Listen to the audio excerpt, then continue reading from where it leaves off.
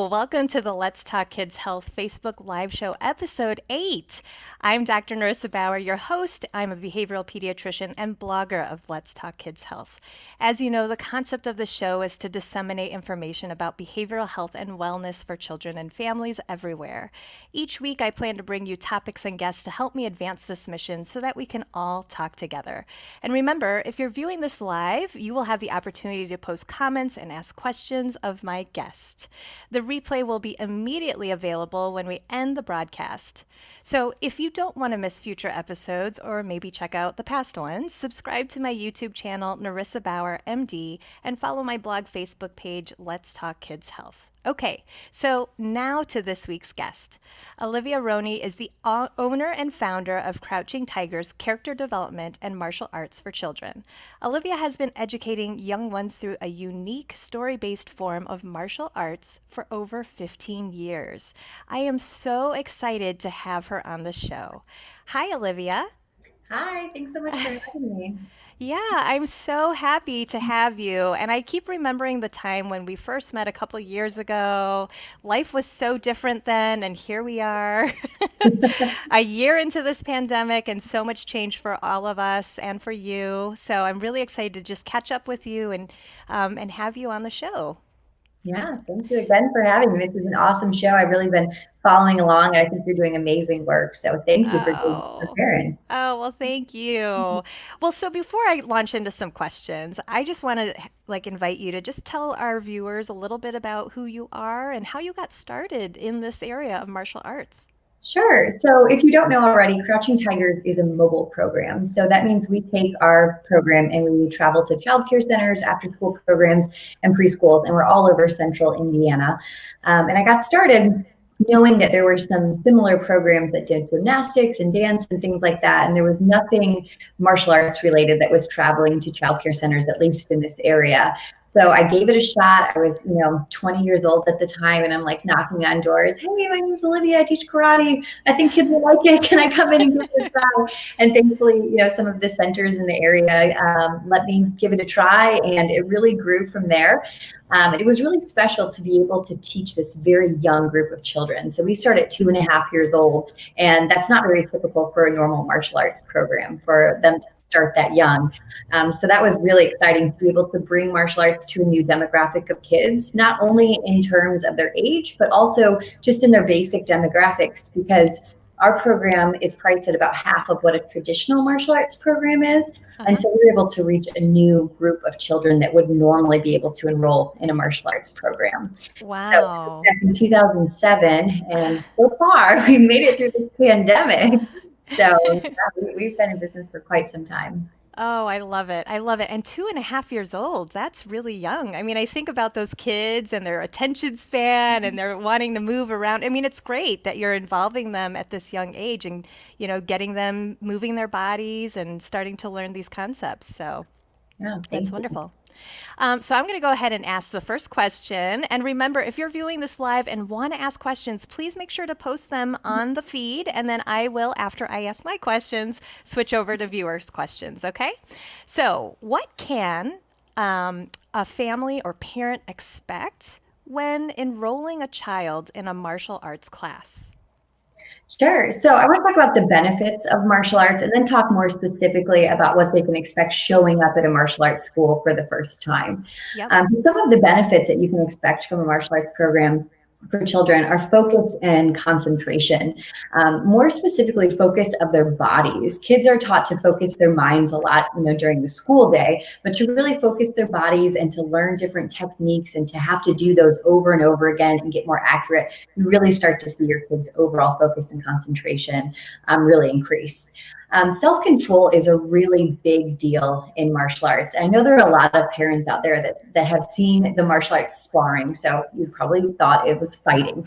And I know a lot of parents like, oh no, I've never want my kid to do that. Like, punching and kicking each other? Are you serious? Like, I would never want my child to do that. But it's important to recognize that that's such a great way to teach children self-control, because you're not teaching them even with sparring, which we don't do in the Crouching Tigers program because children are too young. So sparring typically starts arts around the age of 8. And around that age, they're able to learn that true self-control. So they're not beating each other up when they're sparring, they're point fighting. So that means if you're going to deliver a technique, you're going to do it just to the point where you're touching that child and you're not, plowing through them. And I think that's really important for parents to understand. Your kid probably will never get punched in the face in class. If they do, they're going to have, a shield on and they're going to be protected. So I think it's important to understand that sparring actually teaches self-control. Another thing that parents can expect is an increase in confidence. That's a really big part of the Crouching Tigers program. It's something that I really benefited from. I was a child that had no self-confidence whatsoever, and I got started in martial arts, and it was really awesome in helping me eliminate some of the fears that I had as a child and really raised my self-confidence quite a bit. Also, it's a wonderful way to safely get energy out. Children as young as 2.5, when we start our program, they have all of this physical energy and they want to know what to do with it. And a lot of times you start to see some of that aggression happening. And this is a really safe way for them to get some of that energy out, some of that aggression they're able to get out in a very safe way. And lastly, I would say goal setting is a really wonderful benefit as well. Children progress through ranks in any martial arts program, and it's a really great thing for them to do individually. A lot of kids are involved in team sports, which are really great for learning how to work within a team. But an individual sport like martial arts is so great for children to look at that goal and know that they're the only thing standing in the way of getting to that goal. So I think goal setting is a wonderful thing that any martial arts program is really going to provide for children. Yeah, no, so to recap, like improving attention and focus, that self-confidence, the goal setting, and a healthy and a good way, an outlet for learning how to, deal with the aggression that happens normally in early childhood, but they learn that self-control in these classes while having fun. Yeah, exactly. Great, great. So, and I really love the fact that you pointed out the fact of, the difference between sparring and, getting aggressive, because I think there was a lot of misconceptions about that. Even I think for myself, like when I'm trying to counsel families about this, I really like how you put that. So that way we can sort of make sure that parents understand that this is really a way to teach that self-control. Yes. Yeah. So, do you have any advice for parents when looking for a good martial arts program? I mean, I guess and even before we answer that, could you explain like what is under the category of martial arts? Oh, sure. Yeah, there's a lot of confusion. People will say, Yeah. "Oh, that's martial arts." So martial arts is the umbrella, and Okay. karate, taekwondo, jujitsu, all of those things fall under that umbrella of martial arts. There are a ton of wonderful martial arts schools in the area, a ton of wonderful martial arts schools throughout the country, and it really takes just doing some research, calling, and asking if you can come in and observe a class, or if your child can take a free class, and really observing how the instructor interacts with the kids is important, because obviously, joining a martial arts program, you want your child to be learning that focus, concentration, and discipline. Those are things you should be able to see. They should be apparent within the class, and the way that the instructors interact with the children, the way that their class is run as a whole. I like to tell parents to also look at what's happening before class gets started. If it's like total chaos and the instructor has no control of what's going on, that's probably going to continue when you involve your child in that program. So look for a program where the instructor has really great control of the class, is interacting with the children, and really pushing children to reach those goals that they're setting for themselves. I love those. And I never would have thought about that pre-class time, and that's really important. So, and then doing an observation and what questions do they have? Do you like what are some common questions that parents come to you with before enrolling? A lot of parents have that fear of kids beating each other up. Yes. And that's something, like I said, in Crouching Tigers, we don't do sparring. Our kids are much too young for that. And it's, not the right environment within childcare centers as well to do anything like that. So one of the first things they ask are, is my kid going to be punching other kids? No. We don't do anything like that. We don't even do anything like that with instructor and child. So you're not going to see anything like that whatsoever. But some of the other questions are around how often they promote, and that's different for every martial arts program. Some of them will do it a couple of times a year. Some will do it quarterly. We do 3 promotion ceremonies every year. And this is when a child demonstrates the skills that they've learned at their current rank to get to the next rank. We do a board break with all of ours. A lot of martial arts schools do that as well, so that that child can demonstrate the skills. And it's also just a nice, like, final part of the program of like, I've learned this technique and now I'm going to break through this board to show that I've learned this technique. And it's a very, very special time for children. Oh, I love that. And it sort of goes along with, as you were describing that, I can visualize kids getting really excited to show off what they learned and that personal achievement Yes. and that growth that you get to sort of celebrate. So, Yes, it's very exciting. We've done board breaking with adults before. I've done uh-huh. like some corporate things, and when adults break boards, it's like, oh my gosh, I feel like I'm on top of the world. This is amazing. And I'm like, imagine a 3-year-old. I mean, their Yeah. confidence just skyrockets when they break through Oh. that board. It's very, very exciting, and it's so cute to watch. I bet. I bet. So I'm really excited to ask you this next question because I think when I first met you, obviously you said there are a lot of martial arts programs out there, but I think what you do is really unique. Can you tell us this, and how you sort of have made this your own brand? So, Yeah. how is story time beneficial for teaching children life lessons?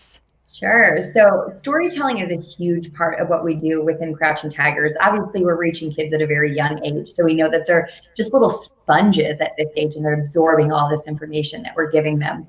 So when I first started the program, I didn't have any illustrations. I didn't have any characters to really build stories off of, but I knew that it was important and I knew that they would catch on to lessons very quickly. And so what I used to do in the very early stages of Crouching Tigers is I'd sit the kids down in a circle and I would pick kids in the class and say, okay, so let's pretend that Connor said this to Susie. And then I would act out this whole story about something like respect or honesty. And it really just got their wheels spinning. And they were like, wow, what if that really happened? And it really is so awesome to get them to understand and remember these important stories and these life lessons that go along with them. So as the program went on, I thought, why don't I create some characters and see where that goes? So I created 7 tiger characters, and there's a family of 7 tigers in all of our stories. And the kids really love these characters. They really like find one that they're obsessed with, and they want to know everything about this one character. And so we started telling stories about them, and we'll have illustrations to go along with them. And it's everything from, kids learning leadership to safety lessons about, talking to strangers and things like that. And it's just amazing to really offer these things to children in a way that they understand. And the most important part is they remember these stories. They will go home and they'll tell their parents, like, this happened to Tornado the tiger, and then Avalanche did this. And it's really amazing how well they retain all of that information. So that's a really, really big part of Crouching Tigers. And I think just an important thing in general for families to understand is that storytelling, whether that is a story that you've made up, which I've got some tips for doing that at home, or a book that you found that's relevant to your children, how amazing that information is reaching your children when it's told throughout a story.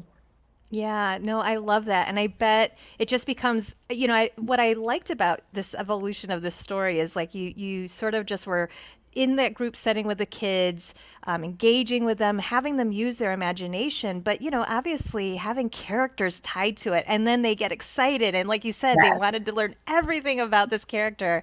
It just makes it much more concrete, too. Mhm. So that's wonderful.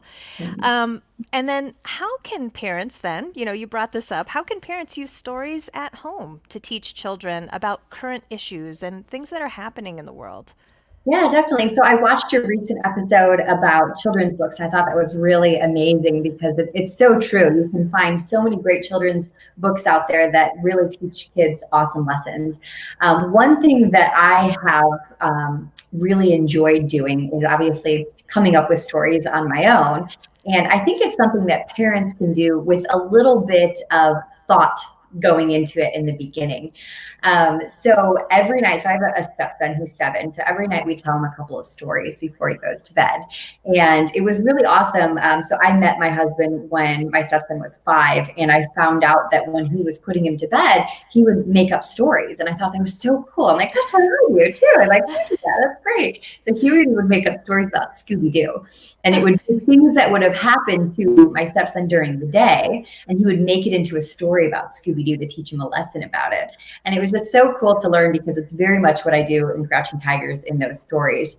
And so recently I was putting him to bed and I came up with on the fly this story of the bearded dragons. And one of them was the tattletale because we had a little tattling incident at home. One of them was a tattletale, and it was not necessary, and nobody was, in danger. It was not necessary to do the tattling. And what happened? Like some of the kids didn't want to hang out with this, their bearded dragon friend because he was tattling on everybody.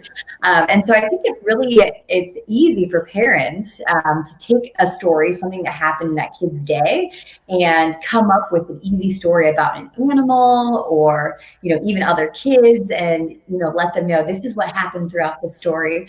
There's a lot of different topics that I think parents can very easily just put in place. Whatever has happened in that kid's day, put those things in place to create their own little stories for kids. I love that. I mean, especially if, parents hear about something and they're like dreading, oh, how do I bring this up? Or it's always, that it's going to be an argument. But this is such a nice way to sort of engage with your child so that they're not defensive, but Exactly. also just be able to have that conversation about like, what do you think could happen? Like, do you ask those prompts like after you do the Yeah. story or? Yeah, most definitely. In both the Crouching Tigers program and when I'm telling stories to my stepson at night, both of those, it's a really great time to engage in some conversation with them. Like, what would you do in this situation? And I would say on some of those topics that might scare children, this is even better. So my mom, when we were little, would tell us a lot of stories about like stranger danger, and she scared us. But because it was always like, don't do this because this could happen, and then we're thinking, oh, this could happen to me. That's really scary. But instead, in like our Crouching Tigers program, we tell stories that are really non-threatening to kids. And what we're trying to do is just get those wheels spinning. So I think that's important for parents to keep some of those topics in mind that they might not want to talk to kids about because they're afraid of scaring them, and think about ways that you can use, characters either around the house, like, oh, the cat and the dog were doing this, or make up characters, like I said, about a bearded dragon or about a family of bears, and just really try to get those wheels spinning as a way to teach them those important lessons. Yeah, I absolutely love that. So, can I just ask you another question related to that? So these stories are sort of embedded in your classes then to teach certain sort of values and how to approach the martial arts and the thought process behind how to be a good citizen and all of these. Yeah. Yep. Yeah, Okay. most definitely. So there's a story in every Crouching Tigers class, Uh-huh. and they always either deal with the safety lesson that we're covering or the Got life it. skill. So if kids are learning about leadership, they're going to hear a story about the tigers becoming leaders, whether it's at school or at home. If we're doing something like, any sort of safety topic, like I said, we do stranger danger in a very non-threatening way, then they're hearing stories about those specific tiger characters and how they approached it. And then we're opening up that conversation. That's an important piece to ask those questions. What would you do in this situation? And to really open up that conversation with kids afterwards. Yeah, no, I really think I love the power of story, and I love that you and your husband sort of bonded over that too. I mean, this is just meant to be, right? Yeah, So, yeah. I've got an Albert Einstein quote for you. He said, if you want your children to be intelligent, tell them fairy tales. If you want them to be more intelligent, tell them more fairy tales. And I think that's just awesome. And then I have one last question for you is just like, this is awesome, and I know that Crouching Tigers is really a program for children, but what if families want to do this with their child? Do you usually have parents asking you, like, well, this is great, but how do I get into this? Or, Sure. Yeah, right? there are plenty of wonderful martial arts schools in the area that you can check out. Crouching Tiger specifically is a program for children that are within these centers. And so Ah, parents are there for our classes. So we don't hear a lot of requests like that because parents are really only at our classes when we have our promotion ceremonies 3 times a year. But we do right now have an online program. So that's something that parents can participate at home with their children. If that's something you're interested in, you can find information on crouchingtigers.com. awesome, awesome. And what if, like, I was talking to a client the other day and was telling her about, mindfulness, yoga, martial arts, and she was like, this sounds awesome, but how am I going to convince my child to sign up or do it? He's a little bit nervous or he's not quite sure. Like, do you have any words of advice for families? Yeah, I think trying to check out things online first is really great. So you can find Crouching Tigers on YouTube. There are plenty of martial arts programs that you can find on YouTube as well to get your kid to sit in front of a tablet or a TV and say, okay, let's do this together. I think it's a really good starting point for them to kind of take away some of those like, what ifs? Like I've heard kids before, I don't know how to punch. I can't go to karate. I don't know how to punch. Like we're going to teach you that stuff once you get here. Okay, just come and try it out.